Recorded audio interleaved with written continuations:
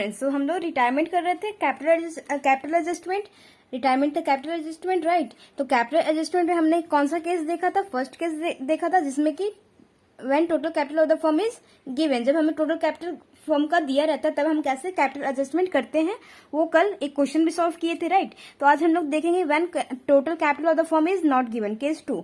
अब केस 2 में क्या है ना कि केस 2 में वैसे तो लोग केस 2 इसको बना देते हैं, केस 3 और जो रहते हैं, लेकिन केस 2 में ही इंक्लूड है, बाकी सब जो केसेस है ना केस 2 में ही इंक्लूड है, राइट।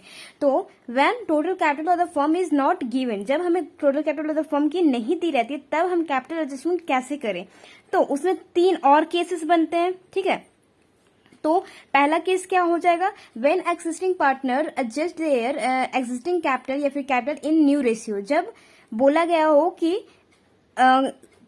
एक्सिस्टिंग पार्टनर जो है उनका कैपिटल एडजस्ट करो इन न्यू रेशियो में, ठीक है। बस इतना ही दिया रहेगा, okay. When existing partner adjust their capital in new ratio, तब हम कैसे कैलकुलेशन करेंगे टोटल कैपिटल का? देखो स्टेप 1 में क्या देखेंगे? टोटल कैपिटल कैसे निकालेंगे? टोटल कैपिटल निकालने के लिए क्या करना पड़ेगा? Combined adjustment capital of remaining partner, जैसे कि हम लोग एडमिशन में भी कर चुके हैं, राइट। दोनों का जो रिमेनिंग पार्टनर रह गए हैं, ठीक है, तो उन दोनों का कंबाइंड कर दो कैपिटल, प्लस कर दो दोनों को, उसका तो हमारा क्या निकल जाएगा? टोटल कैपिटल, ठीक है। दोनों का एडजस्टमेंट के बाद, ओल्ड वाला नहीं, कंबाइंड कौन सा कैपिटल करना है? ओल्ड वाला नहीं जो बैलेंस शीट में दिया रहता है, नया सारे एडजस्टमेंट के बाद, एडजस्टमेंट करने के बाद जो भी कैपिटल कंबाइंड करके निकलेगा दोनों का, मीन्स रिमेनिंग पार्टनर का, उसको ऐड कीजिए। ऐड करने के बाद आपका क्या आ जाएगा? Total capital. स्टेप 2 में क्या करना है? Divide the ever total capital in new ratio among continuing partner. अब जो कंटिन्यूइंग पार्टनर है, जो बिजनेस में रहेगा, उसी का ना कैपिटल रहेगा बिजनेस में, तो उस कैपिटल को, टोटल कैपिटल को डिवाइड कर दीजिए उनके न्यू रेशियो में, राइट। तो न्यू रेशियो में डिवाइड करने के बाद स्टेप 3, फिर अगर कोई सरप्लस या डेफिशिएंसी रहती है, यानी सरप्लस और deficiency is adjusted through cash account और करेंट अकाउंट, ठीक है। फिर एनी कुछ भी कैश सरप्लस या डेफिशिएंसी रहेगा उसको एडजस्ट किसके थ्रू करेंगे? कैश अकाउंट के थ्रू या फिर करेंट अकाउंट के थ्रू, ओके। तो ये तो हमारा हो गया when existing partner adjust their capital in new ratio. अब इसमें second case when total capital of the new firm is not given, क्या है second? When retiring partner is paid in cash brought in by remaining partners and also their capital is to be adjusted, means क्या बोल रहा है? ध्यान से देखना। जब रिटायरिंग पार्टनर को कैश में पेड किया जा रहा है, ठीक है, जब कैश में पेड किया जा रहा है और वो लाया कैसे जा रहा है? कौन ला रहा है? रिमेनिंग पार्टनर ला रहा है। कहाँ से? घर से लाएगा, फिर फर्म में डालेगा, फर्म से उसको पे करेगा, किसको? रिटायरिंग पार्टनर को, ठीक। And also their capital is to be adjusted, और उसका कैपिटल भी एडजस्ट करना है इस केस में, ठीक। किस केस में? जब रिटायरिंग पार्टनर को पे करेगा कौन? रिमेनिंग पार्टनर घर से लाकर घर से फर्म में लाएगा, फर्म से फिर रिटायरिंग पार्टनर को देगा, और उस केस में अगर कैपिटल एडजस्टमेंट करना है तो देखो कैसे निकालना है। स्टेप 1, टोटल कैपिटल कैसे निकालना है? टोटल कैपिटल में combined adjusted capital of remaining partner, पहला तो आप काम करोगे कंबाइंड कर दोगे दोनों का एडजस्टेड कैपिटल, किस मीन्स रिमेनिंग पार्टनर का, ठीक, जितने रिमेनिंग पार्टनर है, और फिर क्या करोगे? Amount payable to outgoing partner. इसमें आप जो रिटायरिंग पार्टनर रहेगा उसको लोन के थ्रू नहीं दोगे कि हम आपका लोन अकाउंट खोल दे रहे हैं, आपके लोन को बाद में देते रहेंगे, नहीं। इसमें कैश में ही पे होता है, वो भी तुरंत पे होता है, ठीक है। तो इसमें कैसे टोटल कैपिटल निकालेंगे?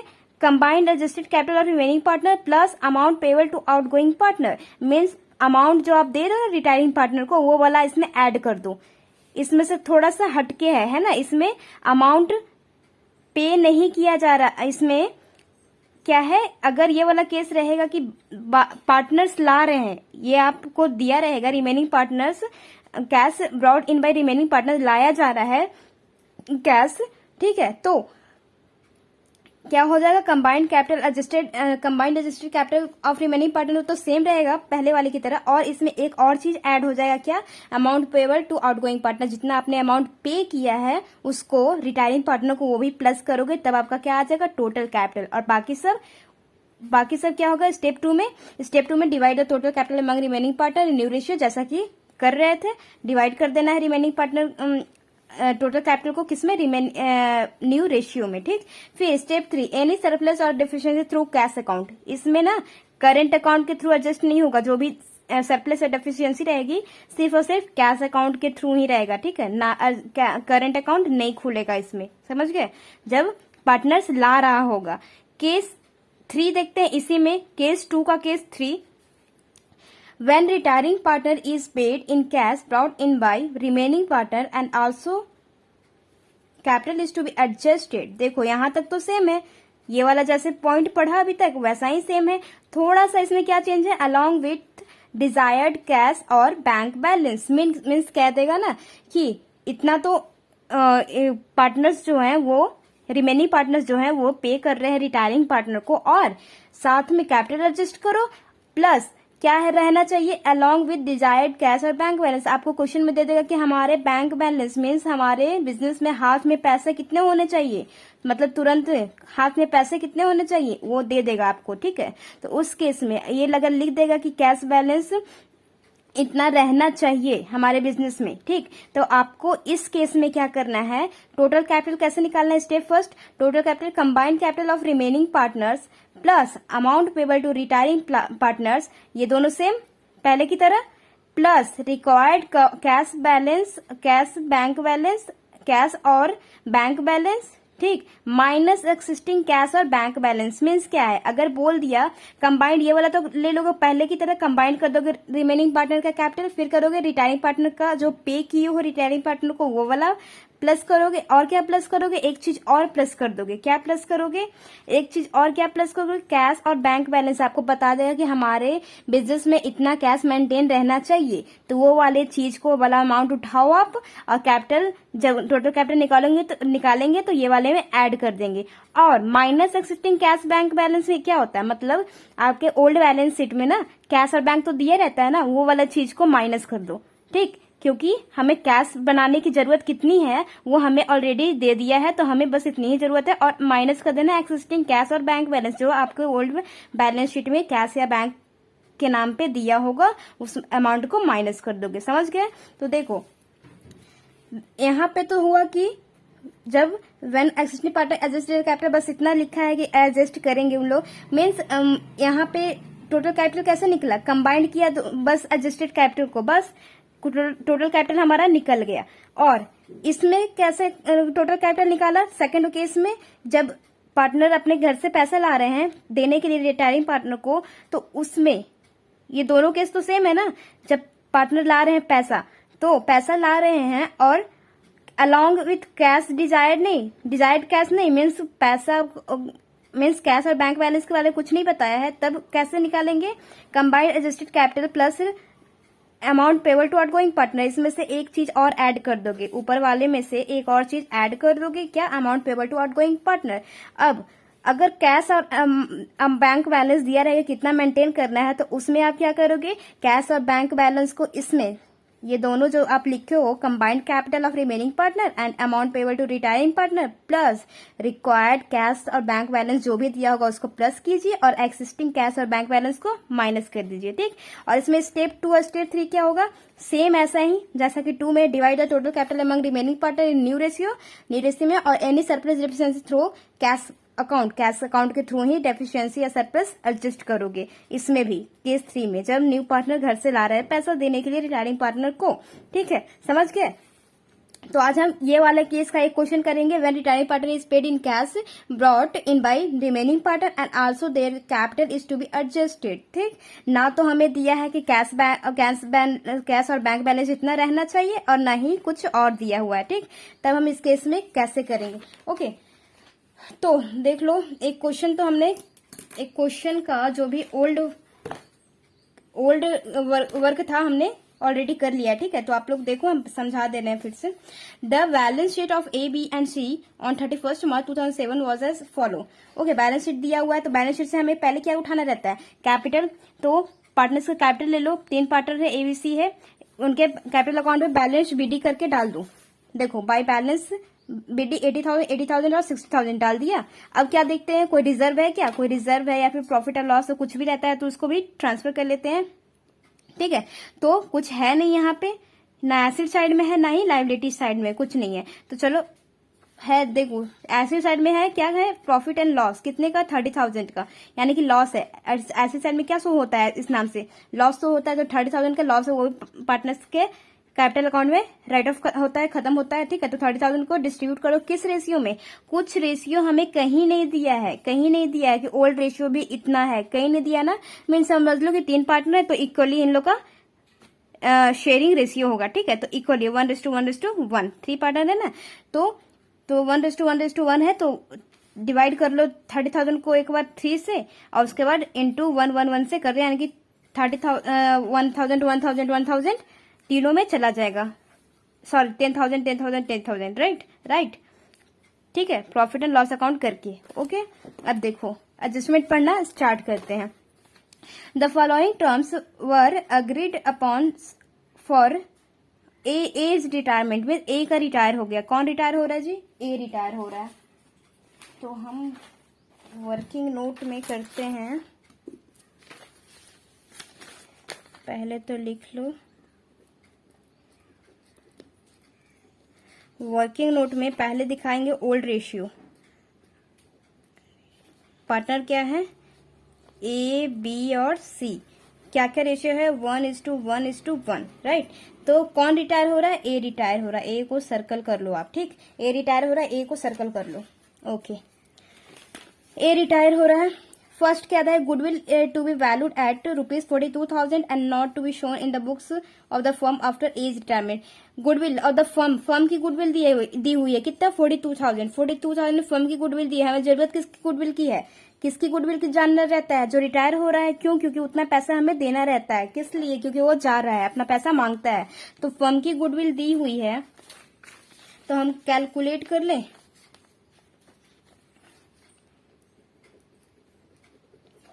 Calculation of goodwill, calculation of goodwill. Firms goodwill कितना दिया हुआ है,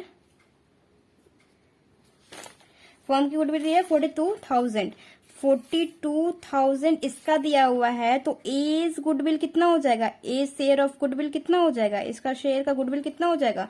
42,000 को आप 1/3 करोगे तो कितना आएगा, 14,000, राइट। तो 14,000 है, तो 14,000 को कौन कौन देगा, इसका गुडविल बनता है, किसका गुडविल बनता है, ए का गुडविल बनता है 14,000। तो 14,000 कौन कौन देगा, रिमेनिंग पार्टनर। किस रेशियो में, गेनिंग रेशियो में, गेनिंग रेशियो में। तो गेनिंग रेशियो तो कुछ दिया नहीं है, तो जो उनका बी और सी का जो उनका ओल्ड रेशियो रहता है वही तो रिमेनिंग रहता है, आई मीन गेनिंग रेशियो रहता है। तो 1:1 हो जाएगा।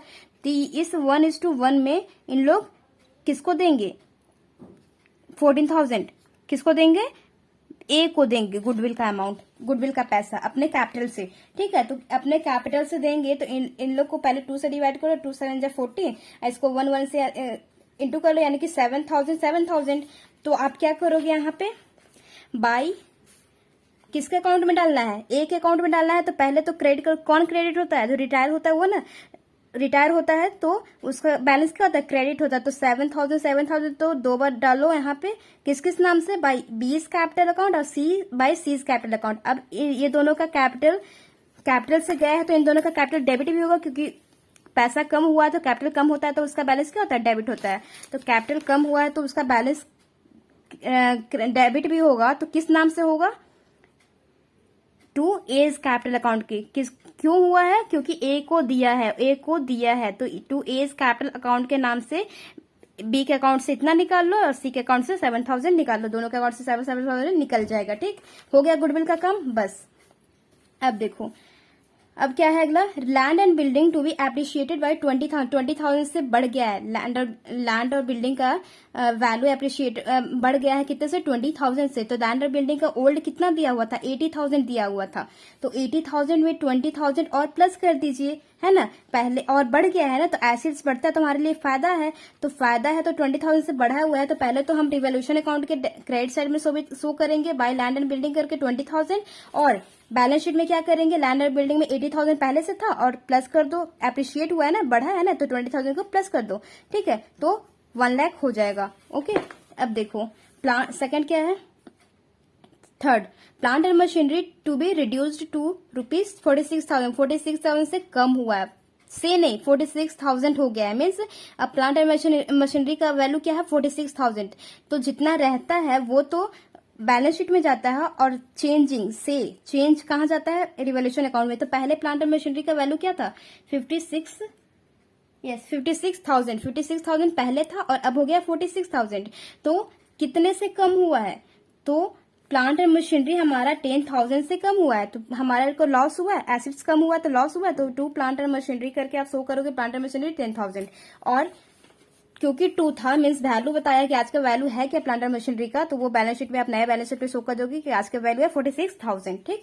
ओके, ये भी हो गया। अब क्या है, provision for doubtful debts to be created at 5% on debtor पे 5% का प्रोविजन बनाना है। पहले से प्रोविजन है क्या बैलेंस शीट में कभी कहीं, नहीं, पहले से बैलेंस शीट में, ओल्ड बैलेंस शीट में हमारा प्रोविजन नहीं है कुछ, तो नहीं है, तो लायबिलिटी क्रिएट हुआ, वो भी पूरे के पूरे 5% ऑन डेटर निकालो, कितना आएगा 2,400। तो 2,400 का हमारा क्या हुआ, लॉस हुआ। तो लॉस पहले शो कर दो आप डेबिट साइड में, to provision for bad and doubtful debts करके 2,400, क्योंकि डेटर पे 5% निकालोगे, डेटर कितने का है, डेटर है हमारा 48,000 का, 48,000 का 5% निकालोगे तो आपका आएगा 2,400।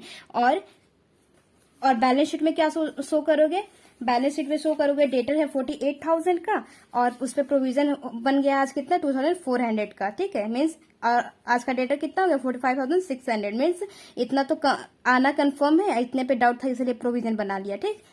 ओके, अब क्या, create a provision for ₹1,400 for discount और क्रेडिटर मीन्स अगर बिजनेसमैन किसी से उधार पे सामान खरीदता है तो क्रेडिटर हो जाता है, तो मीन्स उसका डिस्काउंट है, डिस्काउंट ऑन क्रेडिटर लिखा है ना, मीन्स हमारे लिए फायदा है। एज अ बिजनेसमैन सोचो, एज अ बिजनेस सोचो तो फायदा है, तो डिस्काउंट ऑन क्रेडिटर हो गया कितने का 1,400 का। तो बाई फायदा कहाँ लिखा था, रिवोल्यूशन का क्रेडिट साइड में, बाई डिस्काउंट ऑन क्रेडिटर लिखा होगा 1,400 से, यहाँ शो कर दोगे। और क्योंकि क्रेडिटर पे था तो हम बैलेंस शीट में, ओल्ड बैलेंस शीट में देखेंगे कि हमारा पहले से क्रेडिटर कितना है, क्रेडिटर का अमाउंट कितना है, क्रेडिटर का अमाउंट है 50,000। तो 50,000 इतने पे डिस्काउंट हो गया 1,400 का, तो 50,000 में से 1,400 माइनस कर दीजिए, और जो बचेगा डिफरेंस आएगा वो हमारे को कहाँ शो करेंगे, लायबिलिटी साइड में, यानी कि बैलेंस शीट की लायबिलिटी साइड में क्रेडिटर 48,600 यहाँ शो कर देंगे, ठीक। ओके, ये भी complete. .6, the sum payable to A to be brought in by B and C. देखो बोला है ना, बी और सी लाएगा जो भी उसको देना है, किसको, ए को देना है, ठीक है, in such a manner that the capital are in proportion to their new profit sharing ratio, means capital भी एडजस्ट करना है, ठीक है। तो बोला है ना बी और सी, ये तो नहीं बोला है कहीं भी कि हमारे को कैश बैलेंस इतना मेंटेन करना है, नहीं बोला है ना, और नहीं बोला है तो हमें इस केस में क्या है, बस कहाँ तक फॉर्मूला रखना है, इस केस में हमें फॉर्मूला बस टोटल कैपिटल के लिए क्या निकालना है, combined capital of the remaining partner plus amount payable of out going partner, means जो जा रहा है रिटायरिंग पार्टनर को जितना आपने पे किया वो, ना तो आप उसमें रिक्वायर्ड कैश प्लस करोगे और ना ही माइनस करोगे एक्सिस्टिंग कैश और बैंक बैलेंस, क्योंकि कैश के बारे में कुछ नहीं बताया कि हमारे को इतना मेंटेन करना है, ठीक है। जब पार्टनर्स, देखो ये दोनों केस सेम है, कंफ्यूज मत होना, यहाँ इसमें कंफ्यूजन होने का ज्यादा चांसेस है कि जब पार्टनर पैसा ला करके देता है इसमें, ठीक है, इसमें लोन अकाउंट नहीं खुलता रिटायरिंग पार्टनर, क्योंकि कैश में ही पूरा पे हो जाता है, ठीक। ओके, तो हम कैपिटल एडजस्टमेंट निकाल लें।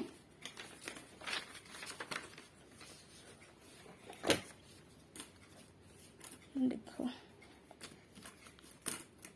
Calculation of new capital,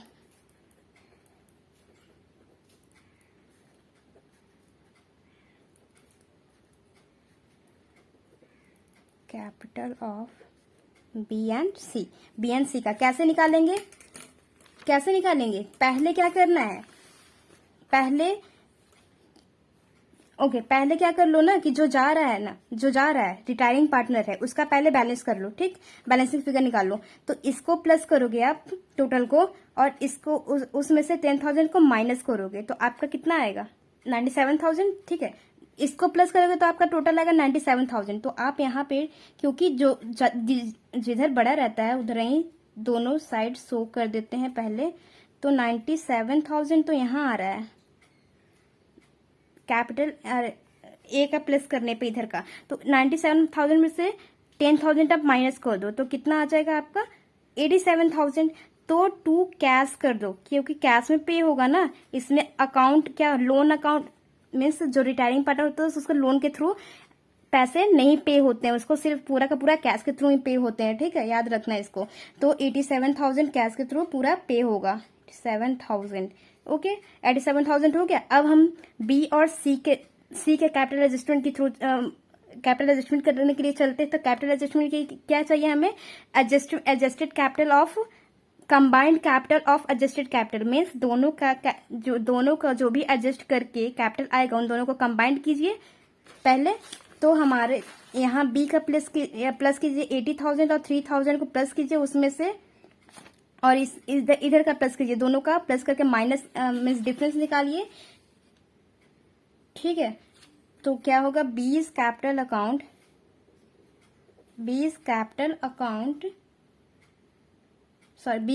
after adjustment, बीज कैपिटल आफ्टर ऑल एडजस्टमेंट कितना आ जाएगा जी? 66,000, ठीक है, 66,000। और फिर सी का कितना आ जाएगा? C is capital after all adjustment 46,000। और फॉर्मूला एक और है ना इस केस में क्या है, और क्या प्लस करना रहता है? ये दोनों तो प्लस करना रहता ही रहता है, लेकिन जब पार्टनर पे कर रहा होता है ना घर से ला करके, तो उस केस में एक और चीज ऐड होता है। क्या? Cap amount payable to outgoing partner. जितना आपने अमाउंट पे किया है किसको? आउटगोइंग पार्टनर को। तो कितना पे किया है कैश में, इसका पेमेंट कितना हो रहा है? 87,000। तो इसको ही प्लस करोगे मीन्स एज कैपिटल को भी एज कैपिटल और एडजस्टमेंट को भी प्लस करोगे तो कितना आएगा? कितना है? 87,000।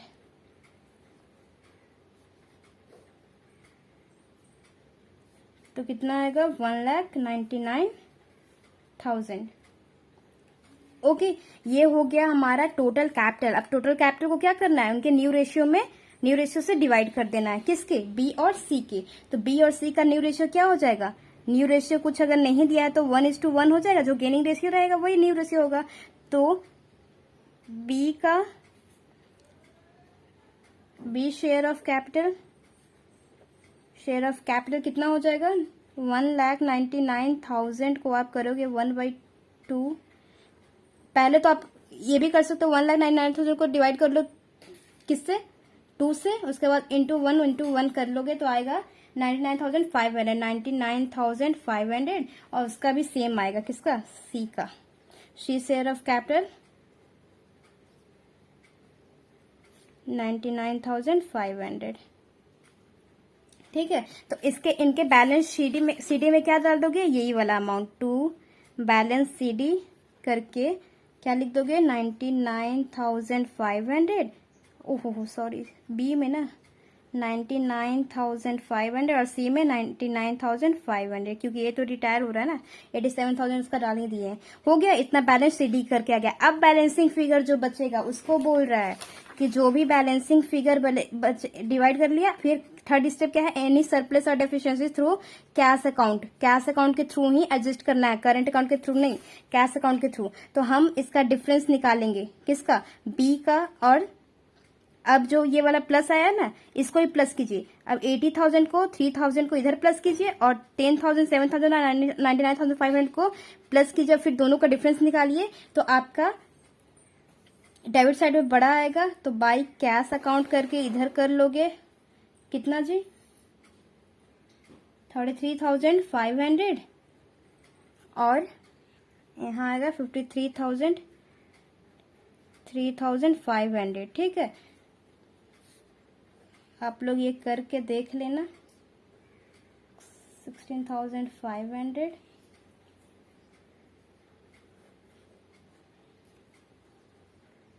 यहाँ भी 1,16,500, यहाँ भी वही सेम लिख दो, ठीक।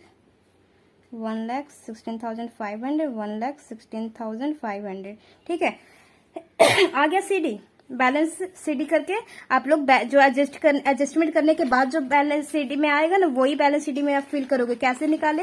कैपिटल एडजस्टमेंट, बीस का कैपिटल, सी का कैपिटल, और जो पे कर दिए हो, ए को जो जितना पे कर दिए वो वाला अमाउंट, आफ्टर एडजस्टमेंट के बाद, तीनों का एडजस्टमेंट के बाद जो पे कर दिए वो वाला अमाउंट, तीनों का प्लस कर दो, फिर न्यू रेशियो से डिवाइड कर दो, उसके बाद दोनों के बैलेंस सीडी में लिख दो, ठीक है। फिर जो भी एडजस्ट क्या डिफरेंस निकालने के बाद सरप्लस या डेफिशिएंसी आएगा, उसको कैश के थ्रू एडजस्ट कर दोगे, जो कि हम लोगों ने अभी ऐसा किया। ओके, अब देखो कैश अकाउंट, आप लोग वर्किंग कैश अकाउंट बनाने के लिए बोलता नहीं तो आप लोग वर्किंग नोट में ही शो करोगे, मैं यहाँ पे शो कर दे रही हूँ, ठीक है। तो बैलेंस शीट से ले लोगे कैश अकाउंट, कैश ले लोगे, 2000 का कैश दिया हुआ है तो 2000 पहले तो बैलेंस बीडी करके 2000 फिल कर दोगे यहाँ पे, और 2000 फिल करने के बाद कैपिटल अकाउंट में देखोगे कि कैश से रिलेटेड क्या क्या यहाँ पे काम हुआ है। तो क्रेडिट साइड में देखो कैश से रिलेटेड हमारा क्या काम हुआ, ये देखो बाई कैश किस नाम से क्या क्या हुआ है, बाई बी और सी के नाम से यहाँ पे डालो टू बीज कैपिटल अकाउंट। क्यों? क्योंकि इसको इतना लाना था ना,